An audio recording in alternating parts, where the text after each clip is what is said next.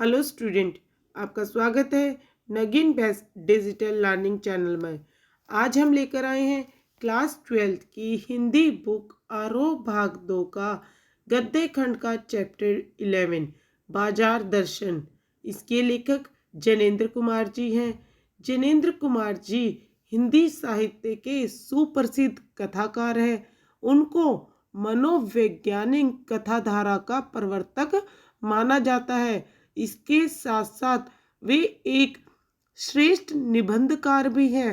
उनका जन्म सन 1905 ईस्वी को उत्तर प्रदेश के अलीगढ़ जिले के कोड़ियागंज नामक स्थान पर हुआ था। उनकी प्रारंभिक शिक्षा हस्तिनापुर के जैन गुरुकुल में हुई। भाई उन्होंने अपनी प्रारंभिक शिक्षा हस्तिनापुर से स्टार्ट करी। वे गांधी जी से अत्यधिक प्रभावित हुए और गांधी जी के जीवन दर्शन का प्रभाव उनकी रचनाओं में स्पष्ट दिखाई देता है। उन्होंने कई तरह की रचनाओं की रचना की। काव्य संग्रह, निबंध लेखन, उपन्यास आदि कई तरह के रचनाएं की और उन्हें उत्तर प्रदेश हिंदी संस्थान ने भारत भारती सम्मान से सुशोभित किया। उनको साहित्य अकादमी पुरस्कार भी प्राप्त हुआ। भारत सरकार ने उनकी साहित्यिक सेवाओं के कारण पद्म भूषण से अलंकृत किया और सन 1990 में ये महान साहित्य सेवी संसार से विदा हो गए। इनके परख सुनीता, त्यागपत्र, कल्याण में नारी दार्शनिकता को अपनाया है। उन्होंने अपनी कहानियों में और कथा साहित्य में उन्होंने मानव मन का विश्लेषण किया है। जनेंद्र जी एक मनोवैज्ञानिक कथाकार हैं। उन्होंने अपनी कहानी बाजार दर्शन की भाषा शैली अत्यंत सरल, सहज और भावानुकूल यूज की है। उनके निबंधों में सहज, सरल एवं स्वाभाविक भाषा शैली को अपनाया गया है। उन्होंने साहित्य में संक्षिप्त कथानक, संवाद, भावानुकूल भाषा शैली आदि विशेषताएं सर्वत्र विद्यमान है। बाजार दर्शन जनेंद्र जी की एक महत्वपूर्ण निबंध है जिसमें गहन वैचारिकता और साहित्य सुलभ लालित्य का माणिकांचन संयोग दृष्टिगोचर होता है और यह लेखक का एक विचारात्मक निबंध है जिसमें उन्होंने रोचक कथात्मक शैली का प्रयोग किया है। उनकी भाषा सरल, सहज और प्रसंगा अनुकूल है। भाई उन्होंने जब बाजार दर्शन में भाषा बड़ी सरल, सहज और प्रसंगानुकूल यूज की है। उन्होंने यह एक उनका जो बाजार दर्शन निबंध है एक विचारात्मक निबंध है। उन्होंने लेखक ने खड़ी बोली के साथ साथ यहाँ पर उर्दू, फारसी और अंग्रेजी के साधारण बोलचाल भाषाओं का भी प्रयोग किया है। तत्सम प्रधान शब्दावली के साथ साथ तद्भव शब्दों का भी प्रयोग यहाँ पर मिलता है। भाई उन्होंने अपने बाजार दर्शन निबंध में उर्दू, फारसी, अंग्रेजी और खड़ी बोली के सभी भाषाओं के साथ साथ तत्सम और तद्भव प्रधान शब्दों का भी प्रयोग किया है। लेखक ने अपने निबंध में विचारात्मक, संवादात्मक, व्यंग्यात्मक आदि शैलियों का प्रयोग किया है। उनकी संक्षिप्त संवाद शैली अत्यंत रोचक एवं प्रभावपूर्ण है। भाई वस्तुतः जनेंद्र कुमार जी हिंदी साहित्यकार के श्रेष्ठ निबंधकार थे और उनका हिंदी साहित्य में विशेष योगदान था जिसके फलस्वरूप वे एक विशिष्ट स्थान के योग्य हैं। उनका बाजार दर्शन भाषा शैली की दृष्टि से महत्वपूर्ण निबंध है। वे जो बाजार दर्शन निबंध है उन भाषा शैली की दृष्टि से उनका बहुत ही महत्वपूर्ण निबंध है। उन्होंने बाजार दर्शन जनेंद्र कुमार जी का एक महत्वपूर्ण निबंध है जिसमें गहन वैचारिकता और साहित्य सुलभ लालित्य का मणिकांचन सहयोग देखा जा सकता है। यह निबंध उपभोक्तावाद और बाजारवाद की मूल अंतर वस्तु को समझाने में बेजोड़ है। जैनेन्द्र जी ने इस निबंध के माध्यम से अपने परिचित एवं मित्रों से जुड़े अनुभवों को चित्रित किया है। बाजार की जादुई ताकत कैसे हम अपना गुलाम बना लेती है। बाजार की जादुई ताकत जो है हमें कैसे अपना गुलाम बना लेती है, उन्होंने यह भी बताया है। अगर हम आवश्यकता अनुसार बाजार का सदुपयोग करें तो उसका लाभ उठा सकते हैं, लेकिन अगर हम जरूरत से दूर बाजार की चमक दमक में फंस गए तो वह असंतोष, तृष्णा और ईर्ष्या से घायल कर हमें सदा के लिए बेकार बना सकता है। इन्हीं भावों को लेखक ने अनेक प्रकार से बताने का प्रयास किया है और लेखक ने इसी बाजार दर्शन चैप्टर के माध्यम से हमें इन्हीं भावों को बताने का प्रयास करा है। तो हम अपने चैप्टर को करते हैं और देखते हैं कि कैसे लेखक इन भावों को हमारे सामने प्रस्तुत करता है।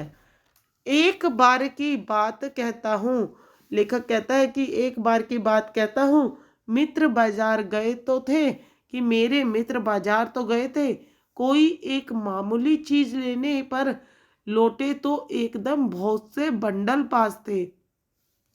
भाई कोई एक मामूली सी चीज लेने के लिए वो बाजार गए थे, लेकिन वो लौटे तो उनके पास बहुत सारे बंडल पार्सल उनके साथ थे, पैकेट थे। मैंने कहा यह क्या?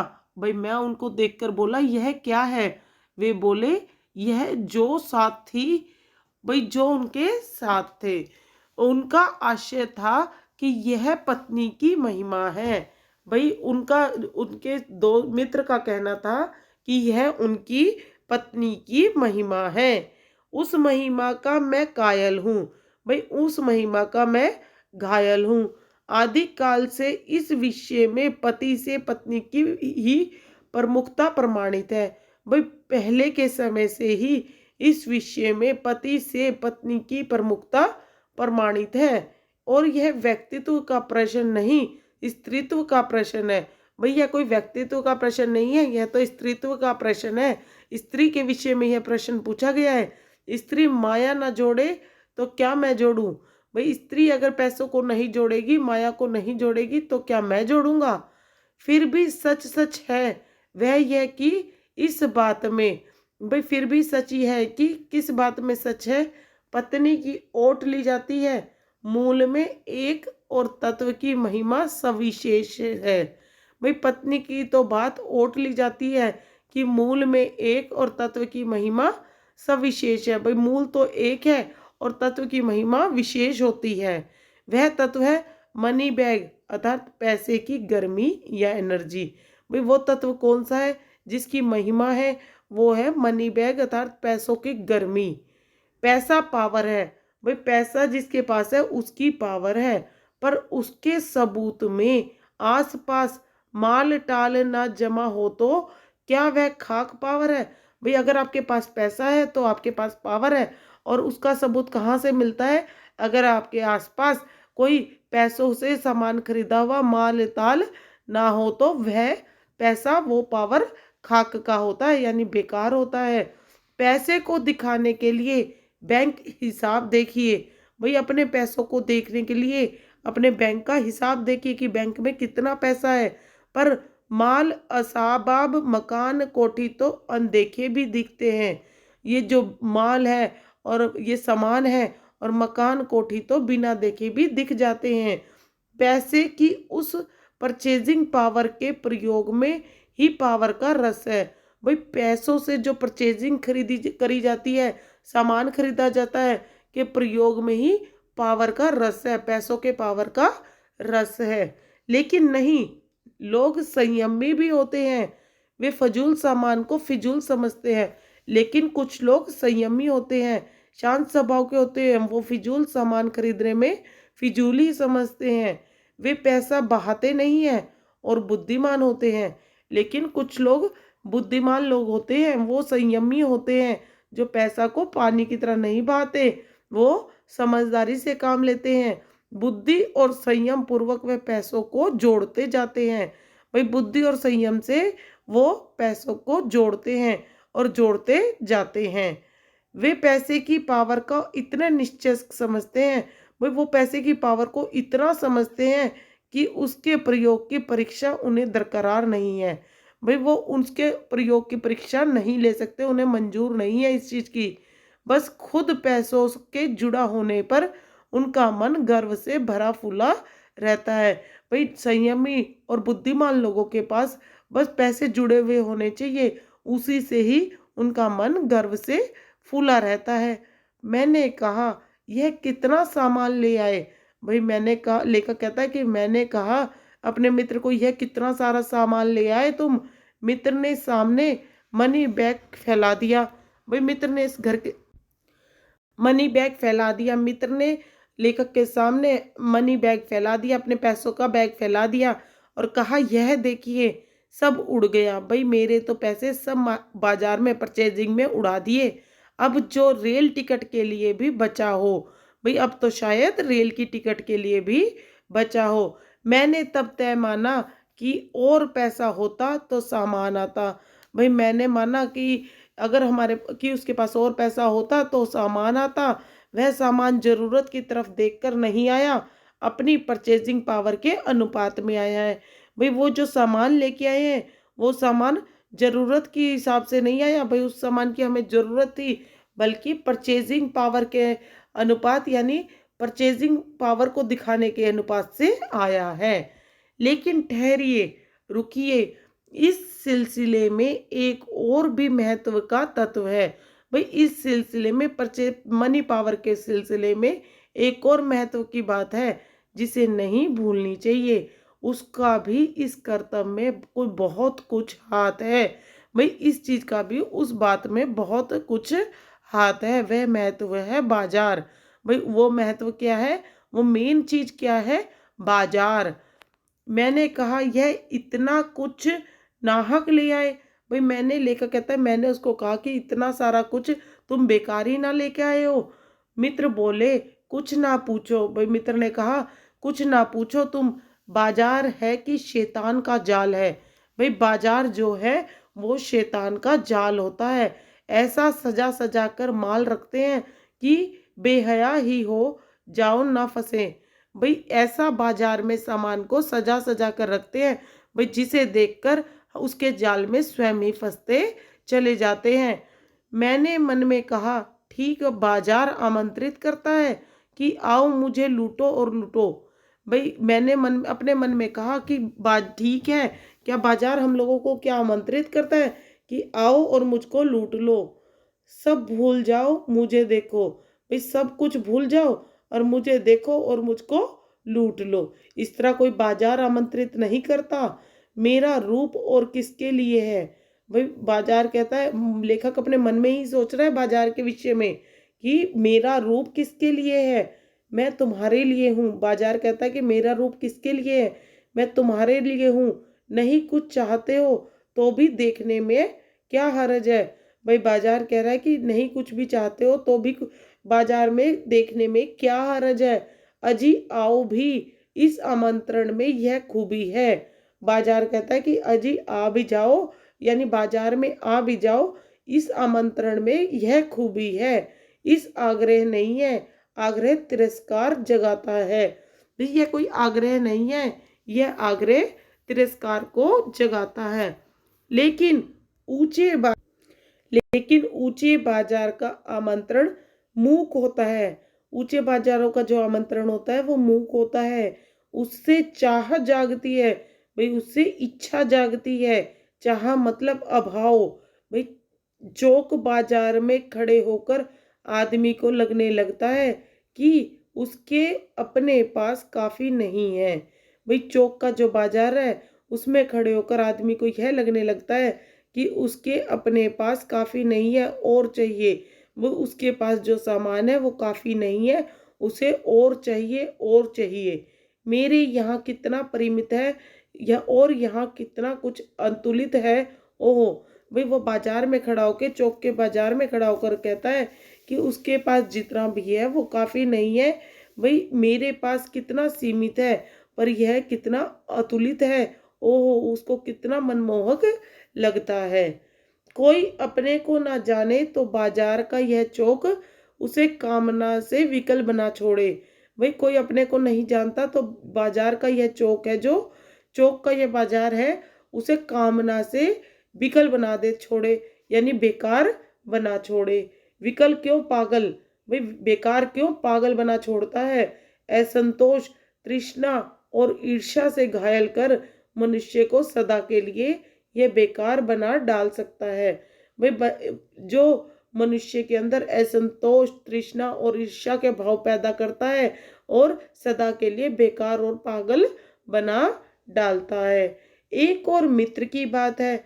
यह दोपहर के पहले के गए गए बाजार से कहीं शाम को वापिस आए।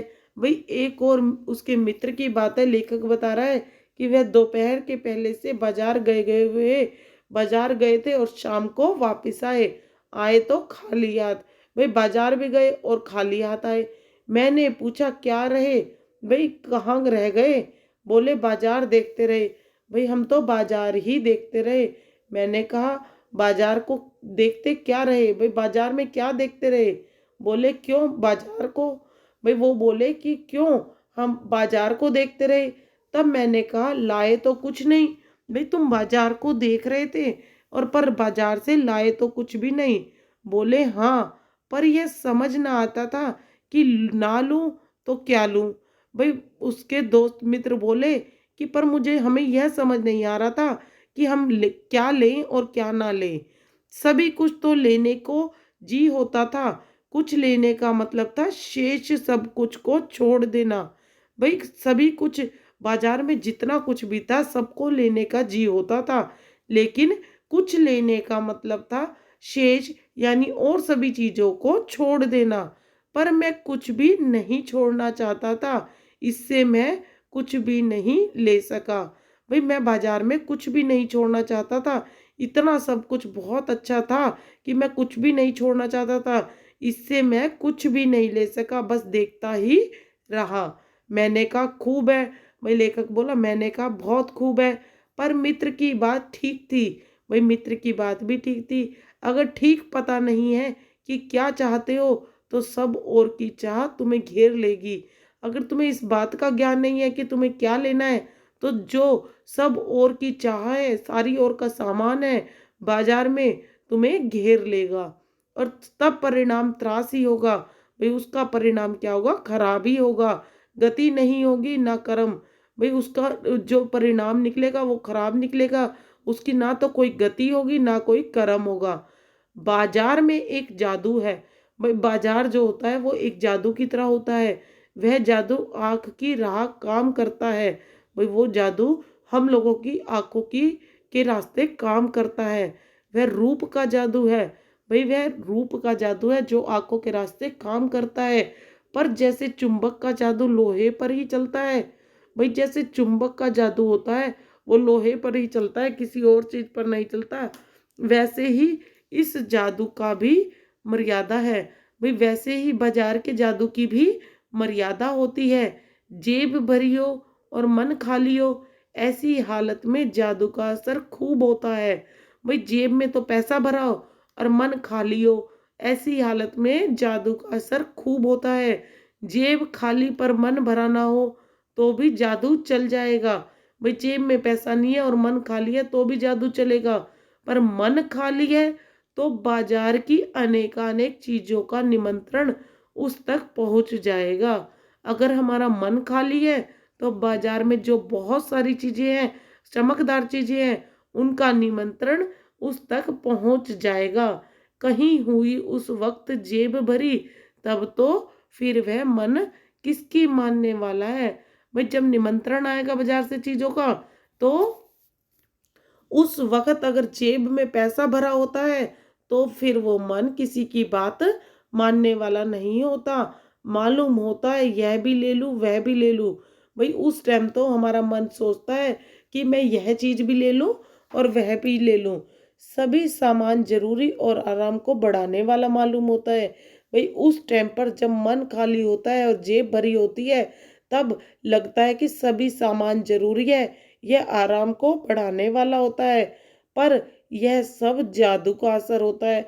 यह सब तो बाजार के जादू का असर होता है। जादू की सवारी उतरी की पता चलता है कि फैंसी चीजों की बहुता बहुत आराम में मदद नहीं देती। भाई जब जादू की सवारी उतरेगी, जादू उतरेगा, तो पता चलेगा कि फैंसी चीजों की आराम में मदद नहीं देती, बल्कि खलल ही डालती है। बल्कि फैंसी चीजें तो हमारे आराम में खलल ही डालती है। थोड़ी देर को स्वाभिमान को जरूर सेक मिलता है।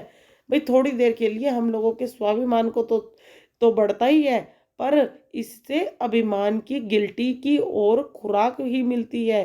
पर इससे अभिमान की गिल्टी होती है और खुराक, अभिमान बढ़ता ही जाता है। जकड़ रेशमी डोरी की हो तो रेशम के स्पर्श के मुलायम के कारण क्या वह कम जकड़ होगी? अगर पकड़ हमारी रेशमी डोरी की हो तो रेशम के स्पर्श के मुलायम के कारण भी क्या कम जकड़ देगी? भाई उसको पकड़ने में क्या कम दिक्कत लगेगा? हमारे चाहे रेशम क्या मुलायम क्यों ना हो। पर उस जादू की जकड़ से बचने का एक सीधा सा उपाय है। भाई लेखक कहता है कि अगर बाजार के की जकड़ से बचना है तो उसका एक सीधा सा उपाय है। वह यह है कि बाजार जाओ तो खाली मन ना हो, कि मन हमारा खाली नहीं होना चाहिए। अगर हम बाजार जाए तो मन खाली हो तब बाजार ना जाओ। अगर हमारा मन खाली हो तो बाजार मत जाओ। कहते हैं लू में जाना हो तो पानी पीकर जाना चाहिए। भाई इस बात को आप लोग मानते हो कि लू के अंदर हमें बाहर जाना है तो पानी पीकर जाना चाहिए। पानी भीतर हो तो लू का लूपन व्यर्थ हो जाता है, यानी लू लगने का डर नहीं रहता। मन लक्ष्य में भरा हो तो बाजार भी फैले का फैला ही रह जाएगा। भाई अगर हमारा मन खाली नहीं होगा, लक्ष्य से भरा हुआ होगा, तो यह बाजार भी, चमक वाला बाजार भी, बाजार का जादू भी फैले का फैला रह जाएगा। तब वह घाव बिल्कुल नहीं दे सकेगा। भाई तब वह जादू, वह बाजार हमें घाव बिल्कुल भी नहीं दे सकेगा, बल्कि कुछ आनंद ही देगा। तब बाजार तुमसे कृतार्थ होगा। भाई तब बाजार तुमसे कृतार्थ होगा, क्योंकि तुम कुछ ना कुछ सच्चा लाभ उसे दोगे।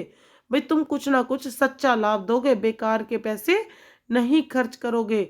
बाजार की असली कृतज्ञता है आवश्यकता के समय काम आना। भाई बाजार की असली महत्वता क्या है? कि आवश्यकता के समय काम आना। भाई जिस चीज की आवश्यकता हमें है उस चीज को लाने के लिए बाजार काम आता है। यहाँ एक अंतर चिन्ह लेना बहुत जरूरी है। भाई इस चीज में एक अंतर को हम चिन्ह लेते हैं। मन खाली नहीं रहना चाहिए, इसका मतलब यह नहीं कि वह मन बंद रहना चाहिए। भाई मन खाली रहना चाहिए, खाली नहीं रहने चाहिए का मतलब यह है कि हमें, मतलब यह नहीं है कि हमें मन को बंद करना चाहिए। जो बंद हो जाएगा वह शून्य हो जाएगा। भाई जो हमारा मन बंद हो जाएगा तो शून्य हो जाएगा। शून्य होने का अधिकार बस परमात्मा का है, जो सनातन भाव से संपूर्ण है। भाई मन को शून्य करने का अधिकार किसको है?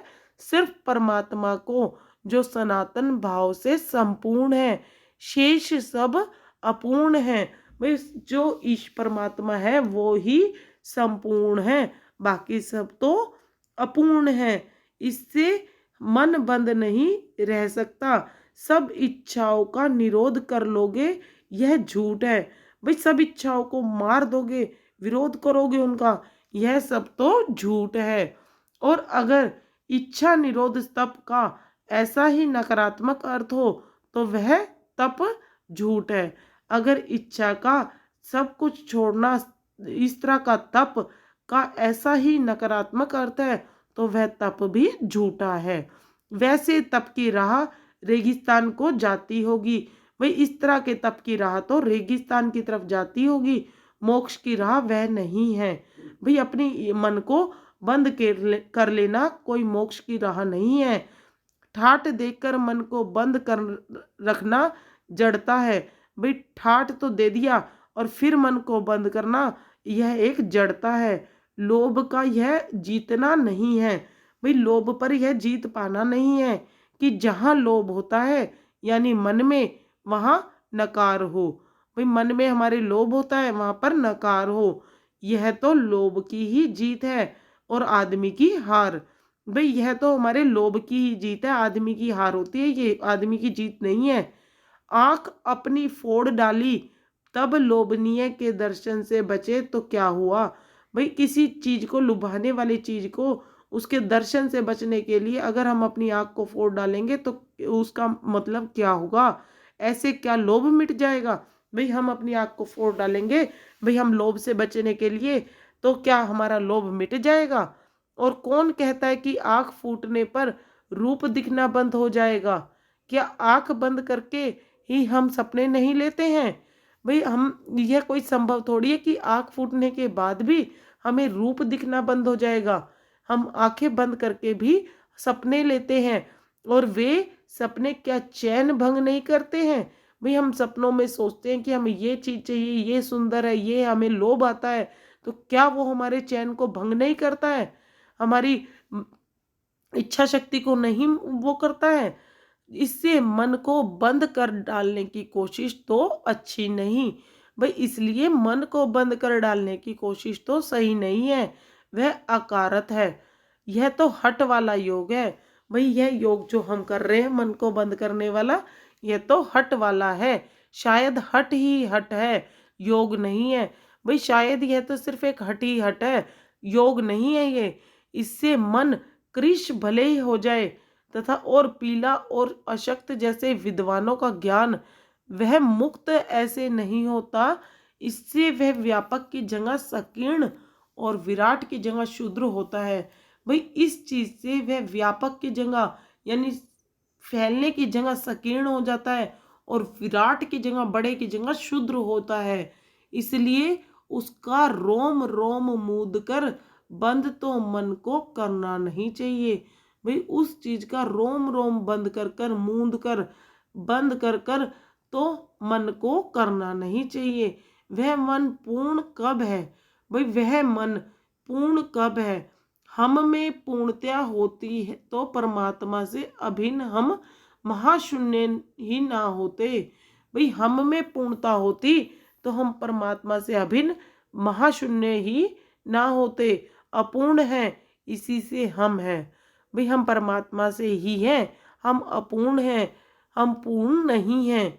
सच्चा ज्ञान सदा इसी अपूर्णता के बोध को हम में गहरा करता है। भाई सच्चा ज्ञान है वो ही हमें अपूर्णता के बोध को हम लोगों में गहरा करता है। सच्चा कर्म सदा इस अपूर्णता को की स्वीकृति के साथ होता है। भाई जो सच्चा कर्म होता है वो सदा इसी अपूर्णता की स्वीकृति के साथ होता है। अतः उपाय कोई वही हो सकता है।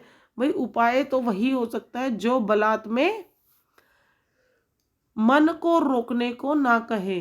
भाई उपाय तो वही हो सकता है जो हमारे मन को रोकने को ना कहे, जो मन को भी इसलिए सुने क्योंकि वह अप्रयोजनहीन रूप में हमें नहीं प्राप्त हुआ है।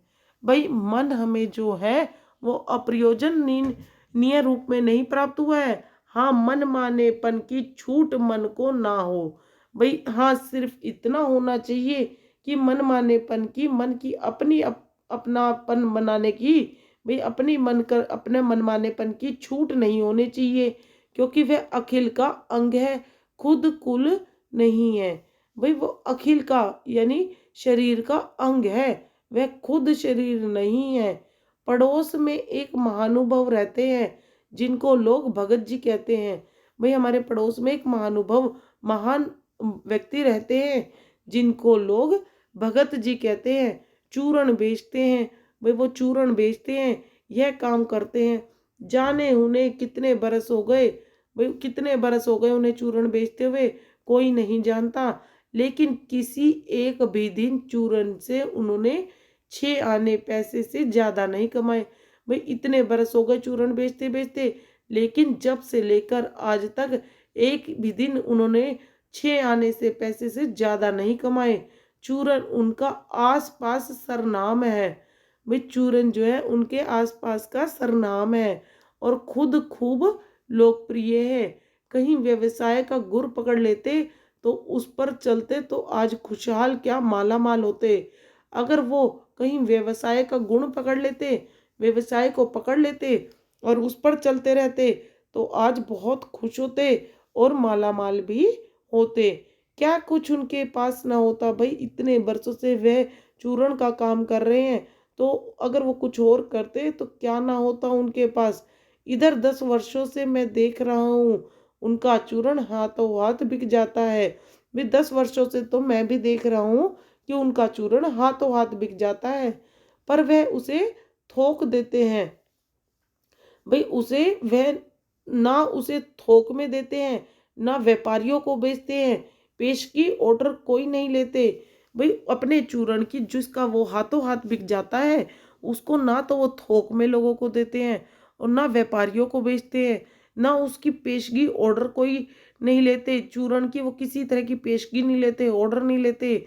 बंधे वक्त पर अपनी चूरण की पेटी लेकर घर से बाहर हुए, नहीं कि देखते देखते 6 आने की कमाई उनकी हो जाती है। भाई उनका वक्त बंधा होता है कि उस समय मैं चूरण की पेटी लेकर वो घर से बाहर निकलते हैं और देखते ही देखते 6 आने की कमाई उनकी हो जाती है।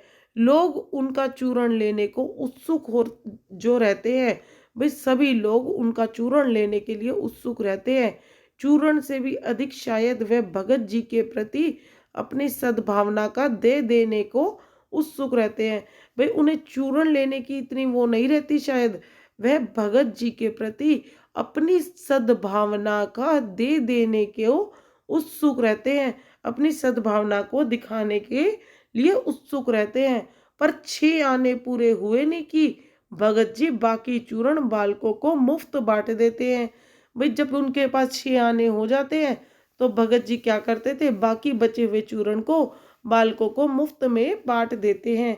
कभी ऐसा नहीं हुआ कि कोई उन्हें 25वां पैसा भी दे सके। भाई कोई भी उन्हें 25वां पैसा भी दे सके ऐसा हुआ नहीं। कभी चूरण में लापरवाही नहीं हुई, कभी रोग होता भी मैंने उन्हें नहीं देखा है। भाई कभी भी चूरण बनाने में कोई लापरवाही नहीं हुई और कोई भी रोग होता मैंने 10 सालों से नहीं देखा है। और तो नहीं, लेकिन इतना मुझे निश्चय मालूम होता है कि इन चूरण वाले भगत जी पर बाजार का जादू नहीं चल सकता। भाई इतना मुझे अवश्य मालूम है कि जो ये चूरण वाले भगत जी हैं इन पर इस बाजार का जादू नहीं चल सकता। कहीं आप भूल ना कर बैठिएगा कि इन पंक्तियों को लिखने वाला मैं चूरण नहीं बेचता हूँ। भाई लेखक कहता है कि आप कहीं भूल कर बैठो कि यह जो पंक्तियाँ लिख रहा है मैं चूरण वाला हूँ, मैं चूरण बेचता हूँ, मैं चूरण बेचने वाला नहीं हूँ। जी नहीं, ऐसी हल्की बात भी ना सोचिएगा।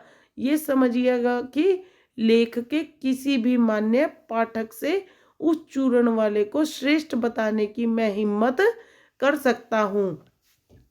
भाई यह सोचिएगा, यह समझिएगा कि लेख के किसी भी मान्य पाठक से, भाई जो यह लेख लिख रहा है उसके किसी मान्य पाठक से उस चूरण वाले को श्रेष्ठ बताने की मैं हिम्मत कर सकता हूँ।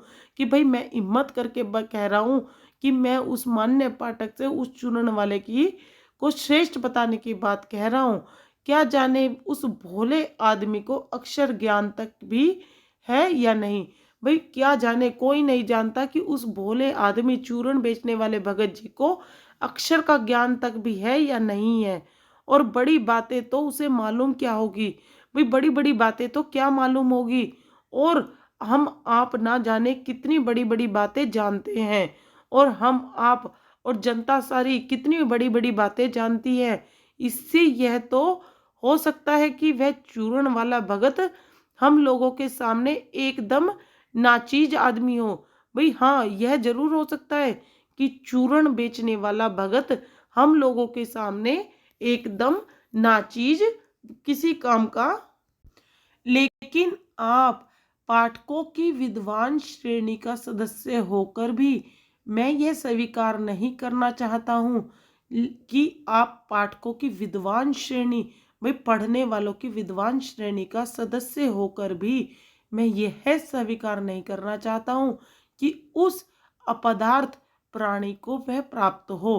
भाई यह जो चीज़ है वह अपदार्थ प्राणी को प्राप्त हो, जो हम में से बहुत कम हो शायद प्राप्त हो। भाई हम सब में से बहुत कम लोगों को शायद प्राप्त हो, उस पर बाजार का जादू वार नहीं कर पाता। भाई उस व्यक्ति पर बाजार का जादू अपना वार नहीं कर पाता। माल बिछा रहता है पर उसका मन अडिग रहता है। भाई माल तो बाजार में बिछा रहता है पर उसका मन तो अडिग रहता है। पैसा उससे आगे होकर भीख तक मांगता है, मुझे लो। भाई पैसा उसके आगे भीख की तरह खड़ा रहता है कि मुझे खर्च कर कर सामान लो, लेकिन उसके मन में पैसे पर दया नहीं समाती। लेकिन उन लोगों की पैसों को देखकर मन पर उसके ऊपर दया नहीं आती। वह निर्मम व्यक्ति पैसे को अपने आहत गर्व में बिलखता ही छोड़ देता है। भाई वह निर्मम आदमी, बिना मन का आदमी पैसों को अपने आहत गर्व में, भाई अपने गर्व में, अपने मरे हुए गर्व में पैसों को बिलखता हुआ ही अपनी जेब में छोड़ देता है। ऐसे आदमी के आगे क्या पैसे की व्यंग्य, भाई ऐसे आदमी के आगे क्या पैसों की शक्ति, कुछ भी नहीं चलती पैसों की शक्ति। क्या वह शक्ति कुठित रहकर सैलज ही ना हो जाती होगी।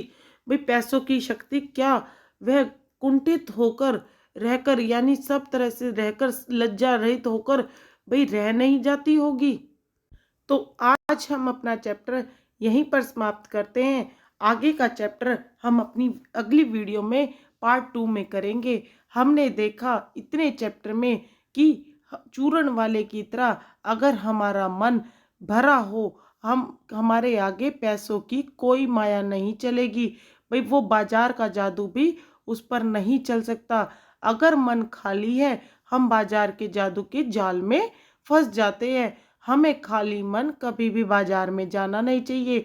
अगर हम खाली मन बाजार जाते हैं तो हम पे पैसों का जादू, बाजार का जादू इतना चलता है कि हमारी जेब तक खाली हो जाती है। तो इस प्रकार लेखक ने इतने चैप्टर में हमें बताया है कि पैसों की माया कितनी बाजार की चमक से हमें जाल में फंसा देती है। भाई पैसों की माया और बाजार का जाल हम लोगों को फंसा देता है। तो इस प्रकार हमने चैप्टर को करा। आगे का चैप्टर हम अगली वीडियो में करेंगे। वीडियो अच्छा लगे तो लाइक, शेयर और सब्सक्राइब करना। आने वाली वीडियोस की वेट करना। तब तक के लिए थैंक यू, बाय बाय।